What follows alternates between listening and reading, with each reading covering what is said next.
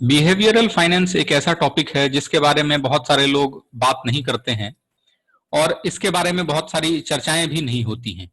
तो आज के इस वीडियो में हम चर्चा करेंगे बिहेवियरल फाइनेंस के बारे में। वैसे तो बिहेवियरल फाइनेंस जो है वह एक वृहद टॉपिक है, लेकिन आज के इस वीडियो में हम कुछ बायसेस के बारे में चर्चा करेंगे। बहुत सारे बायसेस मार्केट में होते हैं। जब कोई भी इन्वेस्टर या ट्रेडर ट्रेड करता है तो कई सारे बायसेस देखने को मिलते हैं, जिनमें confidence bias, familiarity bias, anchoring, loss aversion, herd mentality, recency bias, choice paralysis, ये कुछ कॉमन बायसेस हैं। तो आज इन्हीं बायसेस के बारे में हम चर्चा करेंगे और क्या होता है उस बायस को हम समझने की कोशिश करेंगे। एनआईएसएम इन्वेस्टमेंट एडवाइजर लेवल 1 और लेवल 2 में इस पे आपको बहुत सारे क्वेश्चंस देखने को मिल सकते हैं। पहला जो बायस है वो है कॉन्फिडेंस बायस। इसको आप ऐसे कह सकते हैं कि यह एक ओवर कॉन्फिडेंस बायस है।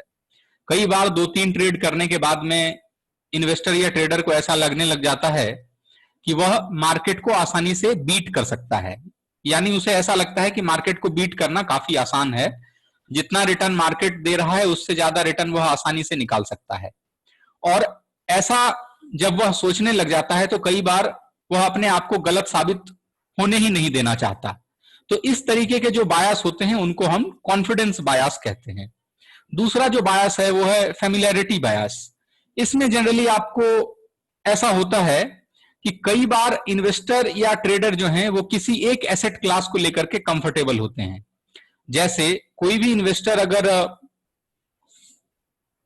इसको लेकर के कंफर्टेबल है कि वह स्टॉक्स के बारे में केवल जानता है या वह केवल रियल एस्टेट के बारे में जानता है, तो जब वह केवल रियल एस्टेट के बारे में जानता है तो क्या होगा कि वह केवल रियल एस्टेट में ही अपना पैसा निवेश करेगा।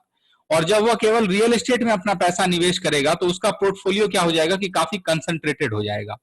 और जनरली ऐसा कहा जाता है, ऐसा हम कहते हैं, ऐसा हम मानते हैं कि पोर्टफोलियो जो है वो किसी एक एसेट क्लास के ऊपर कंसंट्रेटेड नहीं रहना चाहिए। तो फेमिलियरिटी बायस में हम उसी में निवेश करते हैं जिसके बारे में हम फेमिलियर होते हैं। इसको हम फेमिलियरिटी बायस कहते हैं। तीसरा जो बायस है वो है हमारा एंकरिंग बायस। अब इसको लेकर के बहुत सारे क्वेश्चंस मैंने देखे हैं कि एनआईएसएम इन्वेस्टमेंट एडवाइजर लेवल 1 और लेवल 2 में एंकरिंग बायस को लेकर के बहुत बार क्वेश्चंस पूछा गया है। अब होता यह है कि कई बार इन्वेस्टर अपने पोजीशन को होल्ड करके रखते हैं और कोई ऐसी खबर जो कि बहुत पहले आई थी उस खबर को बेस बना के अपने पोजीशन को वह कंटिन्यू रखते हैं, वो अपने पोजीशन को वह होल्ड करते हुए रखते हैं। जैसे किसी स्टॉक में अगर कोई नुकसान हो रहा है, फिर भी इन्वेस्टर यह चाहता है कि जब वह स्टॉक उसके खरीदे हुए कीमत पे आ जाएगा, क्योंकि पिछली बार कुछ पॉजिटिव न्यूज आई थी आज से 6 महीने पहले और आज नहीं तो कल वह खबर जो है मार्केट में इनकैश होगी, और इन्वेस्टर क्या करता है उस पोजीशन को होल्ड करके रखता है। यानी कि उसने अपने आप को एंकर कर लिया है किसी एक बायस से।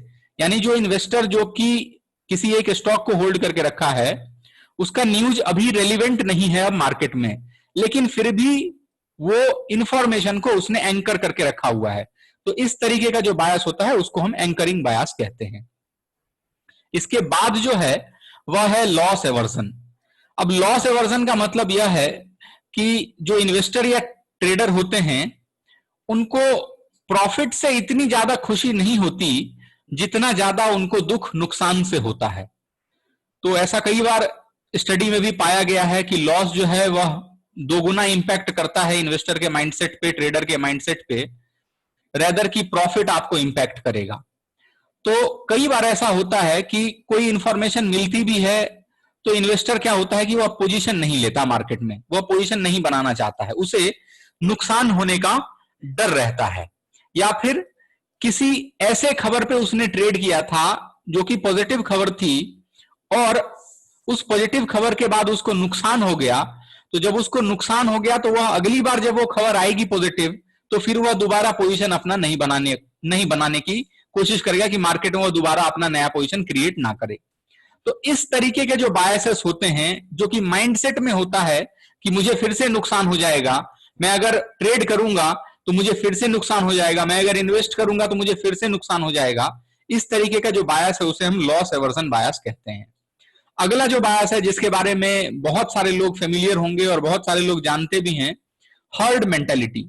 अब होता यह है कि कई बार हम जो स्टॉक्स बाय करते हैं वह किसी ऐसे व्यक्ति के कहने पे बाय कर लेते हैं जो किसी हमारे दोस्त का हो या कोई ऐसा हो जो स्टॉक मार्केट के बारे में थोड़ा बहुत जानता हो, उसके कहने पे हम बाय कर लेते हैं।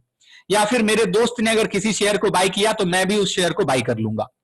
तो इस तरीके के माइंडसेट के साथ में अगर आप ट्रेड करते हैं तो उसको हम हर्ड मेंटेलिटी कहते हैं।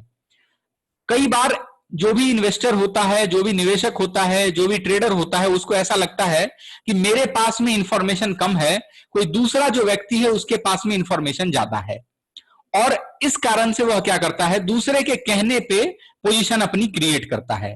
तो और कई बार ऐसा होता है, कई बार ऐसा देखने को मिला है कि जब मार्केट ऑलरेडी हीट अप होता है, यानी मार्केट ऑलरेडी जब बुल रन में होता है, तो बहुत सारे स्मॉल इन्वेस्टर, जो छोटे निवेशक हैं, वह मार्केट में आते हैं। जब मार्केट बहुत नीचे चला जाता है, बहुत नीचे गया है मार्केट, काफी बियरिशनेस है मार्केट में, उस वक्त इन्वेस्टर्स जो होते हैं वो कई बार बाय करने के लिए आ जाते हैं शेयर। जब किसी खबर के ऊपर निगेटिव खबर आई है और जो बड़े निवेशक हैं वो उस स्टॉक से निकल रहे हैं, लेकिन छोटे निवेशक उसमें एंट्री कर जाते हैं क्योंकि बहुत सारे दोस्त उसके एंट्री कर रहे हैं उसी स्टॉक में। तो इस तरीके का जो बायस होता है उसको हम हर्ड मेंटेलिटी कहते हैं। जो अगला इंपॉर्टेंट बायस है वो है रीसेंसी बायस। रीसेंसी बायस का मतलब यह है कि कोई भी रीसेंट इवेंट जो कि बहुत नजदीक में हुआ है और उस रीसेंट इवेंट का जो इंपैक्ट है वह आपकी डिसीजन मेकिंग पे रहेगा, चाहे वह इवेंट जो है वो पॉजिटिव हो, चाहे वह इवेंट निगेटिव हो।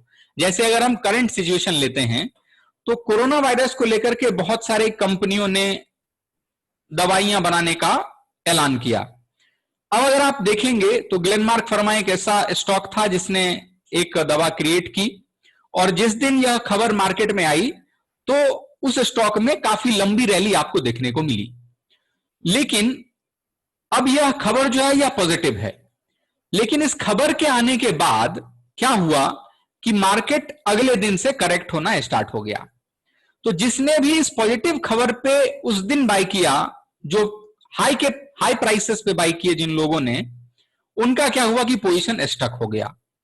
तो कई बार इस तरीके के बायसेस भी मार्केट में आते हैं। अब जब पोजीशन स्टक हो गया तो जब वो स्टॉक फॉल कर भी रहा है तब भी लोग उसे बेचना नहीं चाहते हैं, क्योंकि रिसेंट में कोई इवेंट हुआ था, कोई इंपैक्ट हुआ था मार्केट में, और उसको पकड़ के होल्ड करके रखा हुआ है इन्वेस्टर्स ने, ट्रेडर्स ने। तो कई बार इस तरीके की चीजें मार्केट में देखने को मिलती है। आप यह भी देखेंगे कि जब बियर मार्केट आता है, जब मार्केट निगेटिव सेंटिमेंट में चला जाता है, जब बहुत सारे स्टॉक्स की वैल्यूएशंस काफी निचले स्तर पे पहुंच जाती है, तब लोग मार्केट में पैसा लगाना नहीं चाहते। उनको लगता है कि मार्केट और गिरेगा, और फिर वह सेफ एसेट क्लासेस जैसे एफडी हो गया, आरडी हो गया, इस तरीके के एसेट क्लासेस को प्रीफर करने लग जाते हैं। ऐसा ही कुछ होता है जब बुल मार्केट होता है। तब जब बुल मार्केट होता है तो बहुत सारे लोग स्टॉक मार्केट में पैसा लगाने लग जाते हैं। अब स्टॉक मार्केट में अगर वो पैसा लगाएंगे, ऑलरेडी बुल मार्केट चल रहा है, काफी लंबा बुल मार्केट हो चुका है, ओवरहीटेड मार्केट है, और उस टाइम पे पैसा लगाएंगे तो अल्टीमेटली करेक्शन जो है वह होने लग जाता है। तो इस तरीके के जो बायसेस होते हैं उनको हम रीसेंसी बायस कहते हैं। आखिरी बायस जिसके बारे में इस वीडियो में मैं चर्चा करने वाला हूं वह है चॉइस पैरालिसिस। चॉइस पैरालिसिस में क्या होता है कि कई बार बहुत सारे चॉइसेस आपके पास में अवेलेबल होते हैं। इसका सबसे बेहतर एग्जांपल जो है वह है म्यूचुअल फंड इन्वेस्टमेंट का। म्यूचुअल फंड में आपके पास में बहुत सारे ऐसे एग्जांपल मौजूद हैं जिसमें आप निवेश कर सकते हैं। बहुत सारे ऐसे इन्वेस्टमेंट की अपॉर्चुनिटी मौजूद है जिसमें आप निवेश कर सकते हैं। तो जो इन्वेस्टर होता है उसको यह मालूम ही नहीं होता कि वह किसको चूज करे, किसको चूज ना करे। तो एक चॉइस पैरालिसिस हो जाती है कि किसमें उसे निवेश करना चाहिए या किसमें उसे निवेश नहीं करना चाहिए। तो इस तरीके का जो बायस है या इस तरीके का जो सेंटिमेंट है उसको हम चॉइस पैरालिसिस कहते हैं। एनआईएसएम इन्वेस्टमेंट एडवाइजर लेवल 1 और लेवल 2 का अगर आप प्रिपरेशन करना चाहते हैं तो आप दिए हुए नंबर पे मुझसे संपर्क कर सकते हैं। नंबर की जो डिटेल है वह वीडियो के डिस्क्रिप्शन बॉक्स में दी हुई है। आप चाहें तो एनआईएसएम इन्वेस्टमेंट एडवाइजर लेवल 1 और लेवल 2 का शॉर्ट नोट्स भी हमसे खरीद सकते हैं। NISM इन्वेस्टमेंट एडवाइजर लेवल 1 और लेवल 2 के शॉर्ट नोट्स की जो डिटेल है वह भी वीडियो के डिस्क्रिप्शन बॉक्स में दी गई है। आप चाहें तो हमसे ट्रेनिंग ले सकते हैं इन्वेस्टमेंट एडवाइजर लेवल 1 या फिर NISM के और भी जो भी सर्टिफिकेशंस हैं उसकी आप हमसे ट्रेनिंग ले सकते हैं, जिसमें आपको ऑनलाइन ट्रेनिंग सेशंस तो प्रोवाइड किए ही जाएंगे, साथ ही साथ आपको शॉर्ट नोट्स भी प्रोवाइड किया जाएगा, प्रैक्टिस सेट्स भी प्रोवाइड किए जाएंगे और जरूरत लगेगी तो आपको एक्स्ट्रा क्लासेस की भी फैसिलिटी हमारे तरफ से अवेलेबल रहेगी। तो आप चाहें तो दिए हुए नंबर पे हमसे संपर्क कर सकते हैं, व्हाट्सएप के माध्यम से आप मुझसे संपर्क कर सकते हैं। वेबसाइट की डिटेल्स, NISM सर्टिफिकेशंस की डिटेल्स वीडियो के डिस्क्रिप्शन बॉक्स में दी हुई है।